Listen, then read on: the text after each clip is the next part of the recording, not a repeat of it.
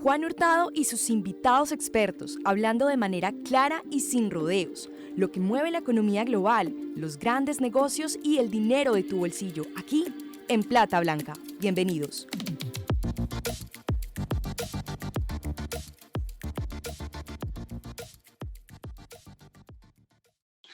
Hola a todos, yo soy Juan Hurtado y hoy hablaremos en Plata Blanca sobre cómo le ha ido los precios de la vivienda en el 2020 y cómo le ha ido al sector construcción en este año de pandemia. Hablar en Plata Blanca es hablar de forma clara, sencilla y sin complicaciones sobre lo que mueve el mundo de las finanzas, la economía, los grandes negocios y el dinero de tu bolsillo. Hoy nos estará acompañando desde Medellín, Colombia, Jairo Julián Agudelo, gerente de investigaciones económicas en renta variable del grupo Bancolombia. Jairo es ingeniero administrativo de la Escuela de Ingeniería de Antioquia, magíster en finanzas de la Universidad EAFIT, magíster en instrumentos y mercados financieros de la Universidad Obertura de Cataluña, España, y se ha desempeñado como analista senior de acciones en diferentes entidades del sector financiero en Colombia. A Jairo lo pueden seguir en Twitter como @JairoAgudelo13 y a nosotros Plata Blanca como @platablanca.com. Iniciamos. Jairo, bienvenido y muchas gracias por hablar en Plata Blanca, muchas gracias por aceptarnos la invitación. Mucho se había especulado acerca de cuando comenzó la pandemia, acerca de los precios de la vivienda.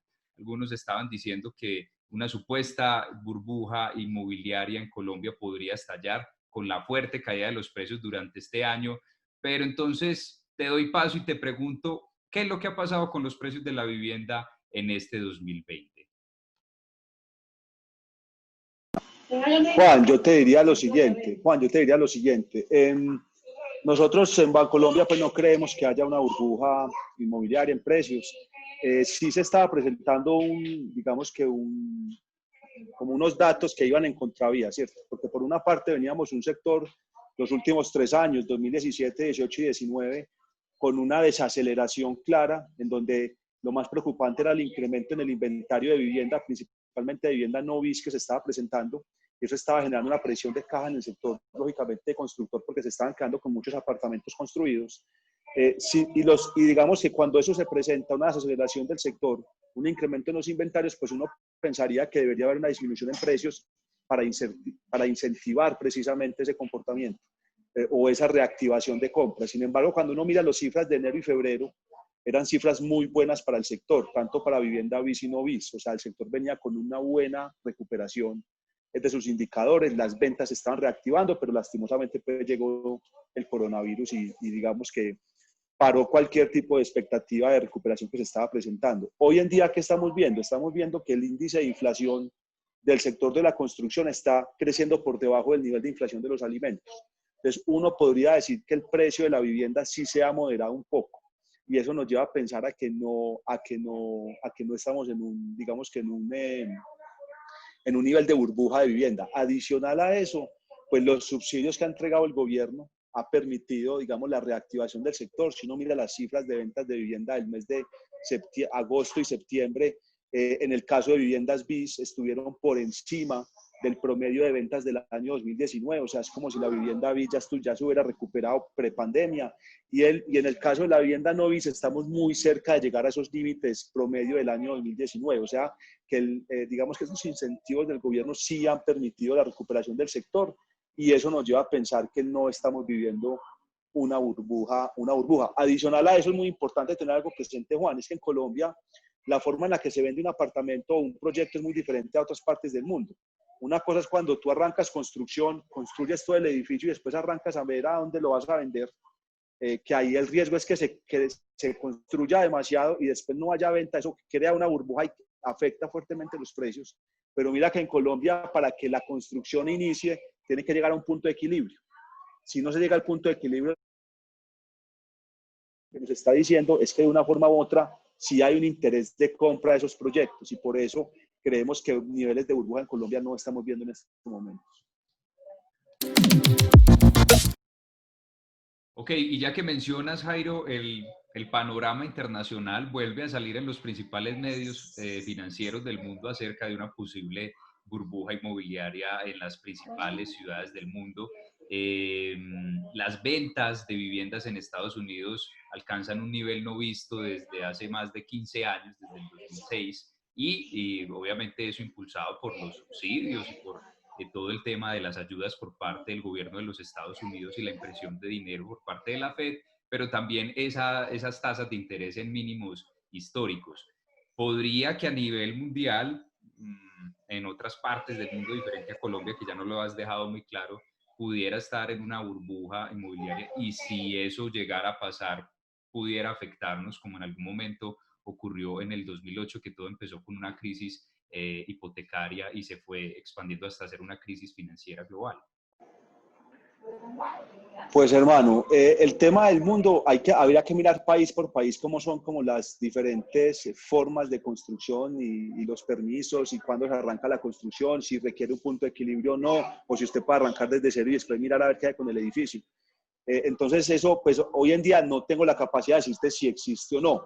Lo que sí te podría decir es que si existe un colapso de eso nuevamente en Estados Unidos, pues lógicamente eso nos afectaría, porque no, o sea, no solamente es la burbuja y el estallido de la burbuja inmobiliaria, sino las repercusiones que eso trae en la economía, en los inversionistas, que fue lo que sucedió en el 2008-2009, 2007-2008-2009, ¿cierto? Mucha gente tiene inversiones en esos sectores. Si esos sectores colapsan, hay pérdida de riqueza. Esa pérdida de riqueza puede generar impactos importantes en los créditos hipotecarios, que generen incrementos en provisiones, devolución de propiedades, salir a rematar las propiedades, baja el precio de la vivienda. Entonces, si se llega a presentar un hecho como el vivido en el 2008-2009, lógicamente sí tendría una repercusión en el mundo entero y pues eso nos afectaría a nosotros. Sin embargo, como se ve en el 2008-2009, Colombia es un mercado que está muy bien preparado, los bancos colombianos están muy bien fortalecidos y como te digo, la forma de vender vivienda en Colombia es especial porque requiere esos límites para poder iniciar construcción. Entonces, por eso estamos un poco más blindados, pero con seguridad si eso llega a pasar, sí nos podría afectar un poco.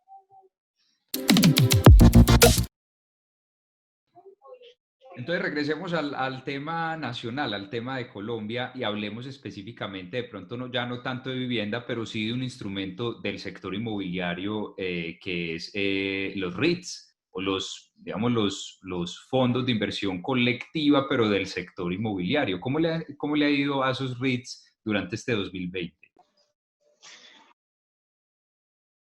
Los resultados que hemos visto es que son compañías que sí se han visto lógicamente afectadas por la pandemia. En muchos casos, estos fondos de capital privado han tenido que hacer acuerdos con los tenedores de arriendo, porque son fondos que no están únicamente, o sea, son fondos que tienen centros comerciales, oficinas, hoteles. Hay que mirar cada uno de los fondos de pronto dónde está más focalizado, en dónde tiene más inversiones, porque no todos se han visto afectados de la misma manera. Si vos me preguntás, la visión nuestra en Bancolombia es que el sector que posiblemente se pueda ver más afectado en el corto plazo es el tema de centros comerciales. Completo, la pérdida de confianza de la gente de salir a comprar a los centros comerciales, el cierre de las partes de entretenimiento, que es una porción muy importante del ingreso de los centros comerciales, todavía está cerrado o con apenas empezando a abrir algunas partes, eso genera que el impacto sea fuerte. El tema de oficinas también se ha visto afectado, pero no digamos que de forma tan significativa, porque todavía las empresas están tratando de determinar qué es lo que va a suceder en la epidemia para mantener con los espacios. Posiblemente un edificio o un piso que antes albergaba 500 personas, ya no te va a servir para las 500 personas, sino que te va a servir para 300, 30, 50 por el distanciamiento social que se tiene que presentar. Entonces todavía hay un gran signo de interrogación del impacto, y en la parte de bodegas el impacto sí ha sido mucho menor, porque por lo general son bodegas hechas a la medida de la empresa y son con grandes corporaciones, grandes corporativos que no se han visto tan afectados. Entonces yo te diría que el impacto sí se ha visto. En algunos casos se ha visto la disminución en el nivel de dividendo que estos fondos de capital privado han distribuido a sus inversionistas, pero yo creo que eso es normal y eso es racional y es sensato pensar que iba a pasar. Se viene una pandemia, yo tengo que proteger mi balance, tengo que proteger mi casa, mantener mi liquidez para, digamos, lógicamente la operación del negocio y la posible expansión que se pueda presentar más adelante. Entonces es normal que eso se presente. Sí se han visto afectados, y yo creo que es un impacto que se puede mantener durante el cierre de este año y durante el primer semestre del próximo también. Ok, Jairo, y para que vayamos finalizando, hablemos acerca de la bolsa. ¿Qué se viene en el final del 2020 y cómo están esperando para el 2021 las cementeras, concreteras, estas acciones que están en la Bolsa de Valores de Colombia?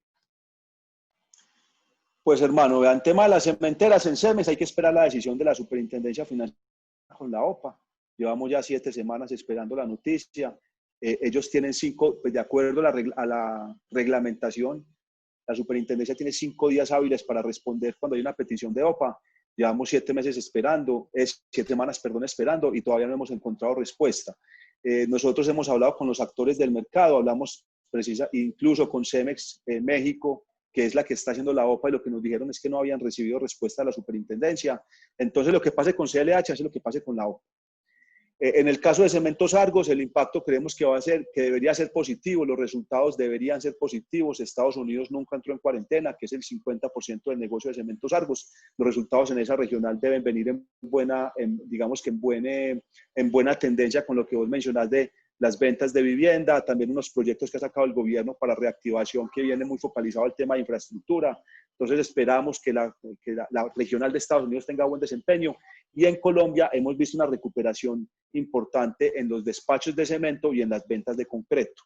El foco negro o el lunar sigue siendo Centroamérica, principalmente Panamá, es el mercado de pronto más débil de la región, en donde estamos viendo un impacto negativo, pero creemos que los resultados de Cementos Argos van a ser positivos. ¿Qué va a ser importante en Cementos Argos? Lo que el mercado está esperando es la desinversión de los activos en Estados Unidos, en el estado de Texas. Cuando ellos las compraron en el 2004, 2005, fue una inversión, si no me falla la memoria, de 240 millones de dólares. Según la compañía, ellos esperan obtener por las desinversiones que planean hacer 400 millones de dólares, 320 millones estarían ligados a las operaciones de Texas. Eso lógicamente por la pandemia pues digamos que se paró en un momento. Esperamos que se esté reactivando y que prontamente podamos tener noticias, porque eso es lo que va a generar el desapalancamiento en Cementos Argos y lógicamente el cambio en el perfil de riesgo que tiene el mercado sobre la compañía, pero el desempeño debería ser positivo. En el caso de las constructoras, Juan, el problema es la liquidez. O sea, son compañías, en el caso del Cóndor, que vemos muy bien, la compañía viene con unos muy buenos proyectos, el desempeño de los resultados viene muy bien, el tráfico de las concesiones casi que se ha recuperado en una medida muy importante, adicional a que son concesiones que en su mayoría tienen ingreso mínimo garantizado del gobierno. Entonces el gobierno tiene que entrar a responder por ese tráfico que dejó de pasar, porque no fue un riesgo de tráfico, sino que fue una decisión del gobierno de parar pues básicamente el transporte. Entonces fue una decisión gubernamental, ellos tienen que entrar a responder por esos pedazos. Esperaríamos que en los próximos resultados que entregue la compañía del Cóndor nos dé un poco más de información.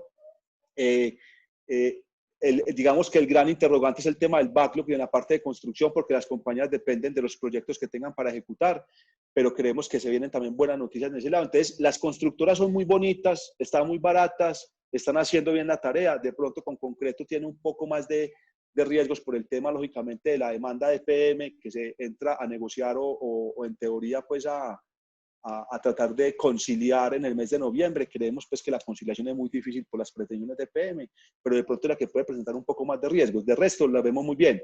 Corficolombiana igual que el Cóndor. El sector de concesiones viene muy bien. Creemos que tienen argumentos para sopesar la recomposición de los contratos con el gobierno. La parte de energía con Promigas también viene desempeñándose bien, es anticíclico, no tiene riesgo de demanda, es un negocio regulado. Entonces, creemos que están muy bien paradas. Deberían tener un buen desempeño para el cierre del año. El único riesgo son las que son poco líquidas, que lógicamente esa liquidez no permita que se cierre esa brecha de valor. Bueno, Jairo Agudelo, muchas gracias por hablar de manera clara y sencilla las finanzas y la economía. Muchas gracias por hablar en Plata Blanca. Con mucho gusto, Juan, y gracias a ustedes por la invitación. A Jairo le agradecemos mucho por su tiempo y a ustedes 1000 gracias por estar ahí. Esperamos esto haya sido de su interés. Hasta la próxima.